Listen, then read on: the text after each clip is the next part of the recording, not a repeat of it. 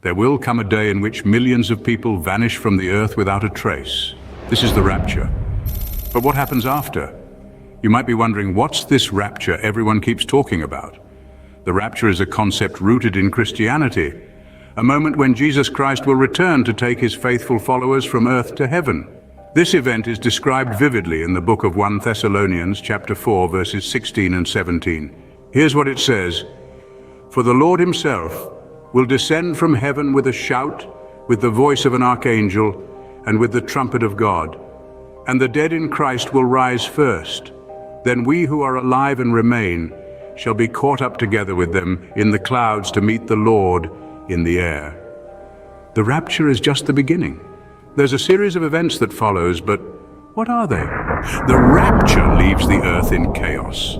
This period is known as the tribulation.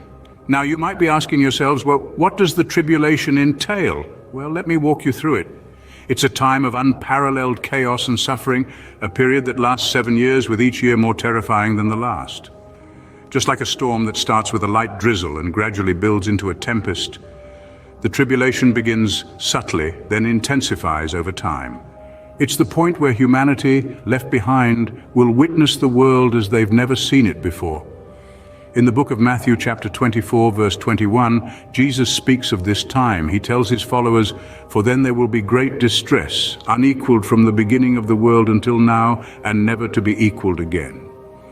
These are not words to be taken lightly. They paint a picture of a world on the brink, a world caught in the throes of chaos and despair. Imagine, if you will, a world where nations are at war with each other, where peace is a distant memory. A world where famine and pestilence are the order of the day, where love and compassion have given way to hatred and cruelty. This is the world of the tribulation, a world devoid of God's grace. But it's not all doom and gloom. The tribulation, for all its darkness, serves a purpose. It's a wake-up call, a stark reminder of the consequences of turning away from God. It's a time when humanity, left to its own devices, will finally understand the true cost of its actions. The tribulation is a time of immense suffering, but it's not the end. What comes after is even more significant. So buckle up, for we're about to delve deeper into what lies beyond the tribulation. Stay with us as we navigate through this fascinating yet daunting journey into the future. At the end of the tribulation, a remarkable event takes place. Christ returns. As we delve into the heart of the matter, the imagery in Revelation 19:11-16 paints an awe-inspiring picture. John, in his vision, describes Jesus returning on a white horse. The white horse, an emblem of purity and righteousness, carries a rider named Faithful and True. With justice he judges and wages war, his eyes blazing like a fiery flame. This is not the gentle carpenter of Nazareth we remember from the Gospels. This is Christ the King, the mighty warrior ready to reclaim his creation. His robe is drenched in blood, a symbol of the sacrifice he made for humanity. On his robe and thigh, a name is inscribed, King of Kings and Lord of Lords. He is accompanied by the armies of heaven, dressed in fine linen, white and pure. This is a celestial cavalry, an image of divine power and authority.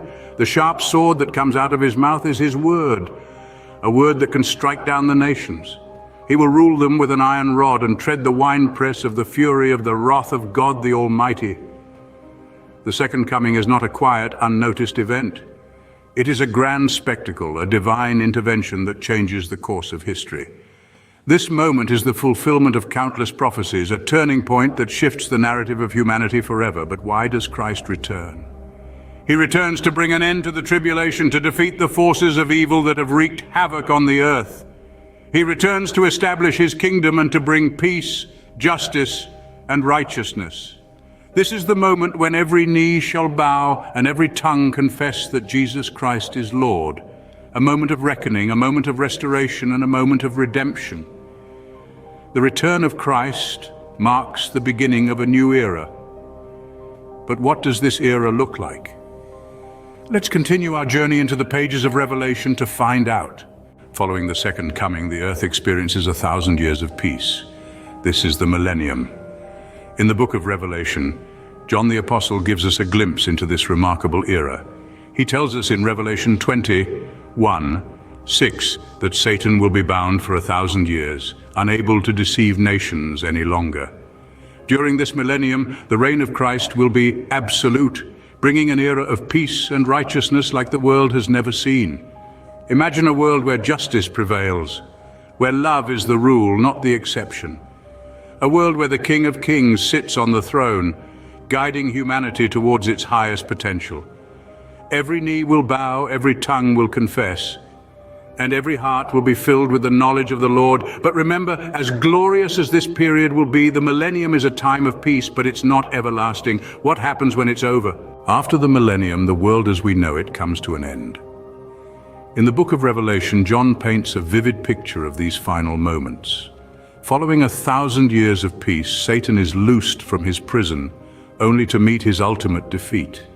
This is a time of reckoning, a time of final judgment. John recounts in Revelation chapter 20, verses 7 to 15, how Satan is defeated once and for all. Cast into the lake of fire and brimstone, he joins the beast and the false prophet. There they will be tormented day and night forever and ever. This is followed by the judgment of the dead. The books are opened, and the dead are judged according to their deeds. Death and Hades give up their dead, and anyone not found in the book of life is cast into the lake of fire. This is the end of our journey. But remember, don't just take our word for it. Seek these truths in the Bible yourself.